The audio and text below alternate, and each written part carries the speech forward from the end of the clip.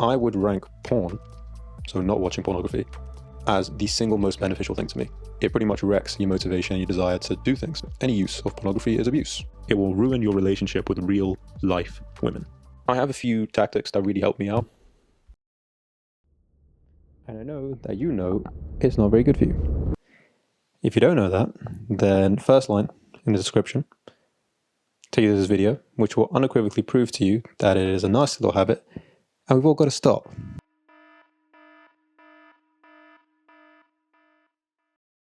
But yeah, okay, let's crack on then, because there's a lot of good videos out there about pornography and about how to stop pornography use and abuse, or the way I see it, any use of pornography is abuse because it's that bad for you. And there's a lot of guys out there who have made great videos. So like Hamza, Ali Ben Hariz, these guys, they really know what they're talking about, and their videos are fantastic. Their links will also be in the description in this tiny little playlist that I'm going to talk about at the end of the video, so stick around for that. Those guys talk about why you shouldn't be doing it so extensively. I always felt the argument lacked a little bit of understanding of why we end up consuming this demonic invention. Why is it so alluring? And why is it so easy to fall into a really unhealthy place with it? So let's jump right into that so we can quickly move past that and get to the solutions and how we can all stop it and live much better and healthier sexual lives. Cool. So part one is I want you to take a second, close your eyes for me, and just picture me. A little bit shorter, a hell of a lot skinnier, and a lot more sad and depressed looking. And that guy, he watched a lot of porn. And as a result of that, he was a lot more depressed. Pretty straightforward.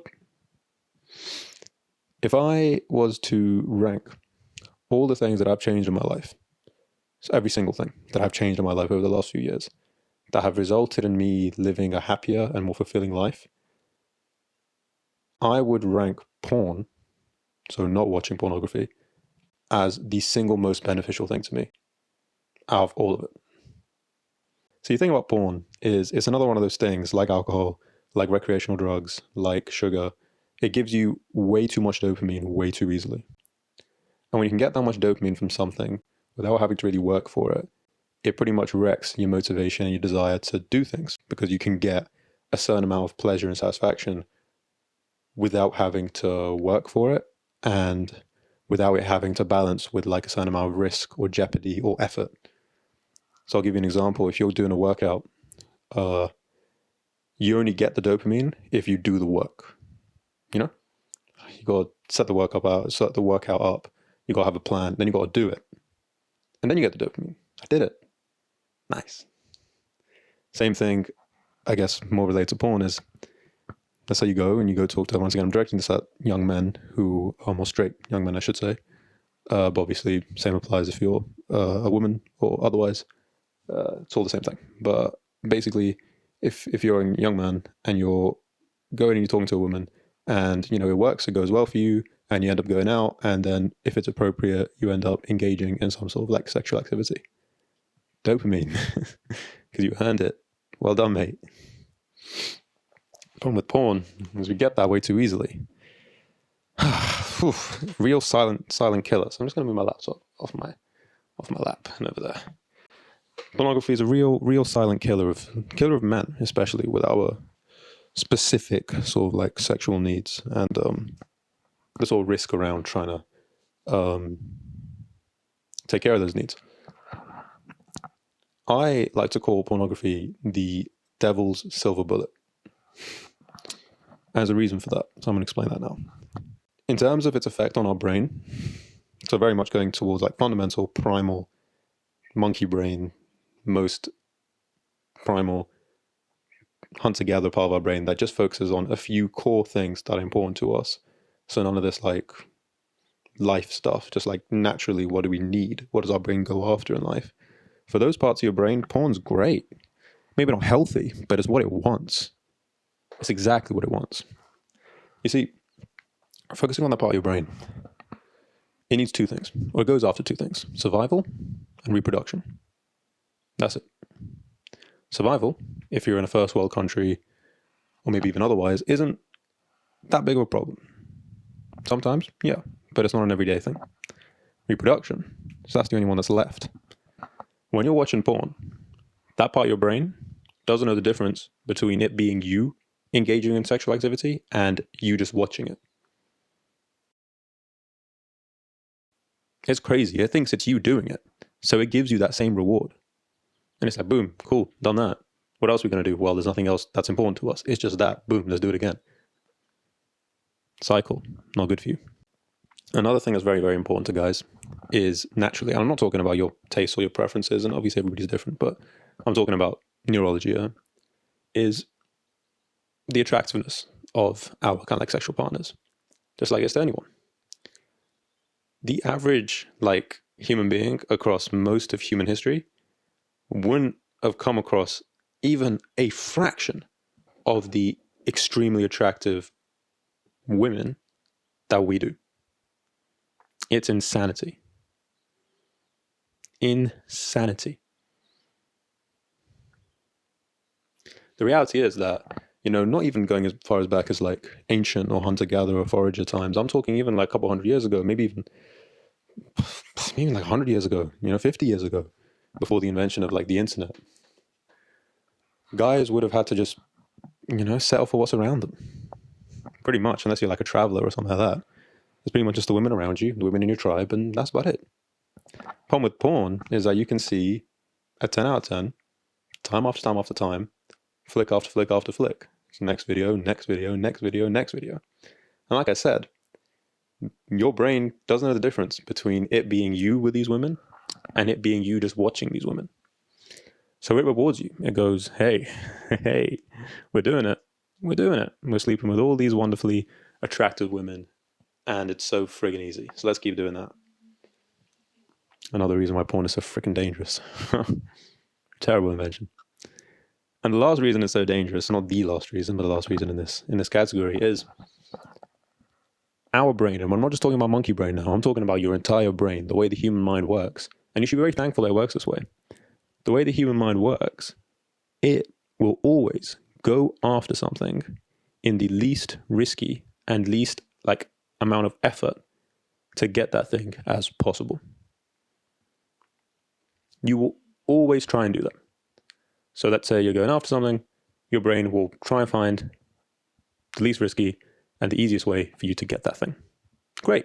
Very useful mechanism. I think you can tell where I'm going with this. With pornography, you're getting that reproduction, sexual gratification, dopamine pleasure with no effort and no risk. You see, you're not having to engage in social dynamics. You're not having to risk rejection. You're not having to, and this is very important, you're not having to put any effort into what you think would help with your kind of like sexual pursuits. So let's picture a reality in which we don't have porn, which is the reality we all want to get to, because it's a fantastic reality.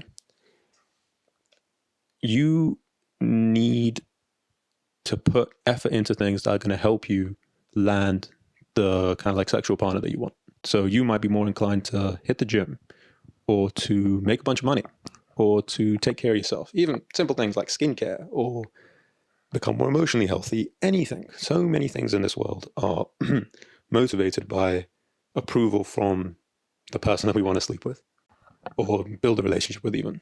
So many things, it can get you to set healthy goals. It can get you to take care of yourself, not just physically, but emotionally, and in so many ways, just so you're a better partner or a better lover or a better whatever you're trying to do. If you're sat there satisfying that craving on your own, alone in a bathroom,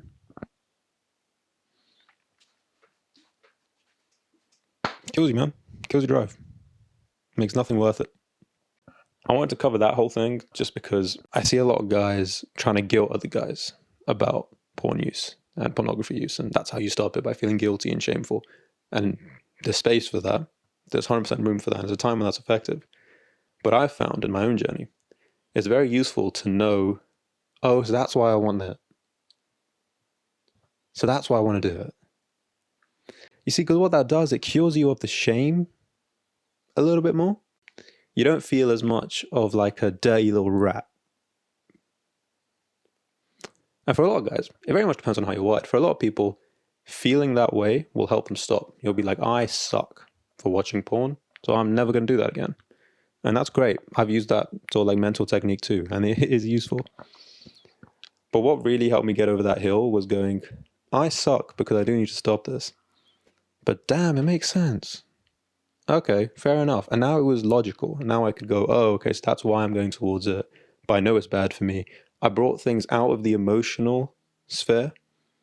The emotional sphere of like, oh, you suck. And then it's like, oh, but I don't know what to do. And then you fall back into it because you get overwhelmed. It's like, oh, okay, so that's why I want to do this. Okay, but I can't, so let's solve it.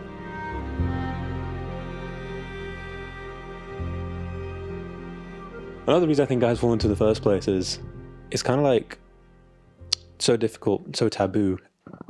This actually, I forgot to bring this full circle, and this just did it. It's so taboo to talk about sexual desire. This is why I call pornography the devil's silver bullet, because in so many ways it satisfies so many cravings that you'd almost think it's something like from above, you know? A part of your brain is like, whoa, this thing is like checking so many of my primal boxes. And I don't have to do anything for it. It's free. And I can just on my phone. Fantastic. Easy. Unlimited use. Lifetime supply. So you'd almost think it's from God.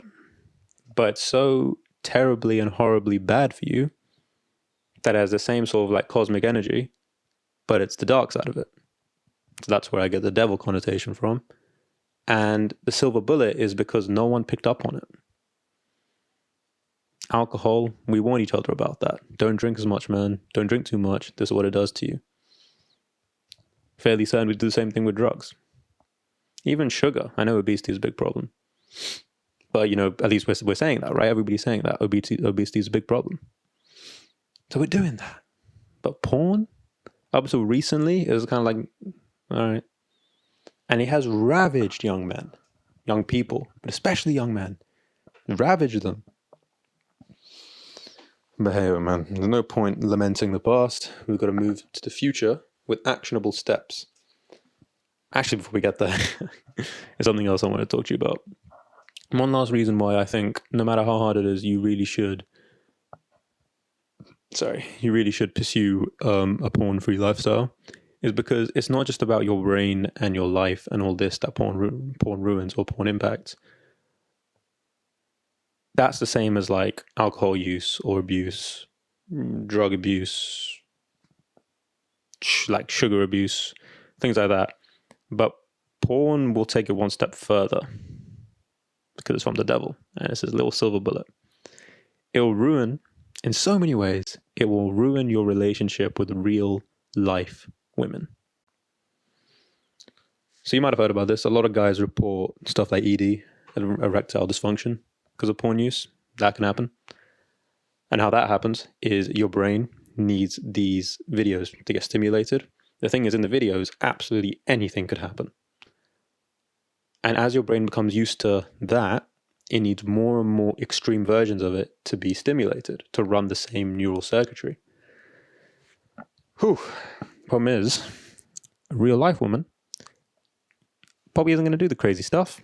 Just wants to have regular old sex with you. God forbid. So a lot of guys in that scenario, their device doesn't really work. Oh, I said the word erectile. This is going to get banned or some stuff. No one's going to see this now. Oh well. If it does make it through the algorithm and you see it, then hey, fantastic. Bada bing, bada bing, bada bing, bada bing, bada bing. Yeah. But even beyond that, it's not just about that. That would be a physical problem. That would be a health problem. And that's very serious, obviously. But even just psychologically, your approach to women, even if you do get into a relationship with somebody, what porn will do is it'll change your mindset about sex. See, with porn, no matter what your relationship with it is, we all feel very shameful, very guilty about it. like we've already said, you have to lock yourself away in a bathroom. No one's watching. It's just me. I'm just going to deal with this on my own. And then you go back out into the world feeling all dirty. That's going to mess with your mind, man. It's going to mess with your mind when you're actually with someone. And it's going to mess with how you also go about having sex. The truth about sex is and this is an Ali Ben Hariz quote, it says, oh shit. Yeah, it's not just a you thing, you know? It's a collaborative thing. It's a beautiful collaborative thing. Also, that's not a quote, by the way, it's a paraphrase. But it's this fantastically beautiful thing that you do with someone, where you take care of each other and you look out for each other and you kind of work and move together rather than it just being about you.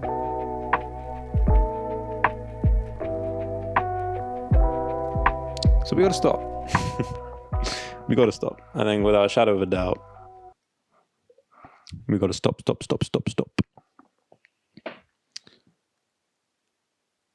How are we going to stop? Good. This is my favorite part of the video, filming the how are we going to stop part. I have a few tactics that really helped me out when I was in like the tougher spots with it. And I'm going to share those now. One of them, which is the playlist that I was mentioning at the start of the video, is to have 3 or 4 or 5 videos that you know snap you out of it. So hopefully this could be one of yours. That'd be cool. But I've got a few. I'll link like I said, that's the playlist I'm going to put in the description as well. It's so useful because what it kind of is with porn is it's pure carnal desire overtakes your brain. It overtakes it. Your prefrontal, the reasoning part, that just switches off. That just goes, oh, well, this isn't a job for me anymore. And you get overwhelmed, and then it happens. And then suddenly you start to reasoning and you go, damn, that was messed up. I'm really messed up. So when you do pick up the phone and you're full of hormones and horniness and you want to, if you can just whoop and click on YouTube instead and click onto this playlist and just play one of these videos, just get that into your head. Your reasoning part of your brain starts kicking in. That prefrontal part of your brain, it starts to just kick in. It starts to go, oh, no, sorry, mate. We can't watch porn because remember, we watched this video and it told us all about how it's so bad for us. So that's what I'll do. Just have a few videos that just are people just saying, don't watch it. And you go, oh, yeah. It'll just help you manage the hardest times.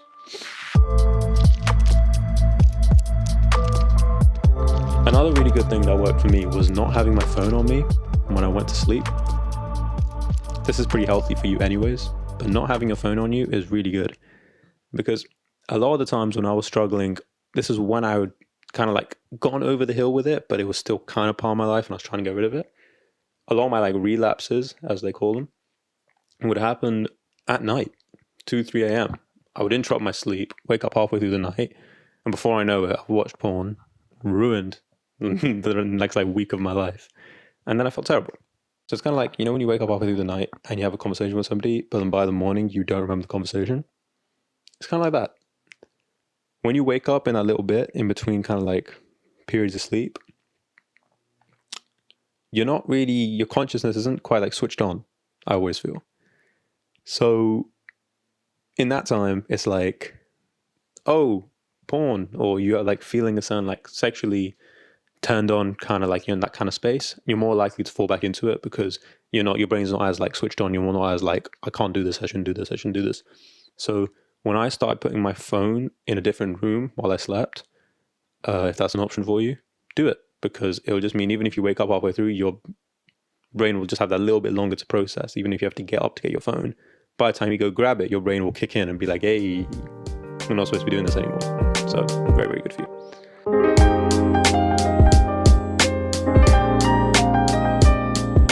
My last one is the biggest one, and it's an obligation. You have to do this. Talk about it. Talk about it, man. I'm a big fan of this. Talk about it. Find someone that you love, that you trust, and talk to them about it. Open up. I did this a couple years ago when I started this journey. I called my best friend, who lives in America. And I said, yo, bro, we got to talk. And we spoke, and it was horribly uncomfortable, but it was incredibly worth it. It's a tough thing to talk about. Like we said, that's why it's a devil's silver bullet, right? Because we don't talk about these things. It's a very difficult thing to talk about. If you can, or tell you what, even if you can't, this is one of those things, we just got to do it anyways. Find someone you trust and open up about it. The more things stay in the shadows, the more they're out of our control. The less consciously aware we are of things, the less we can control them. It's all well and good saying it to yourself, and look, that's a good starting point. But go find someone, say it to them, it just brings it into the light. In the shadows, on your own, is exactly where it wants you. And not being there is completely in your control. Talk about it. It's important.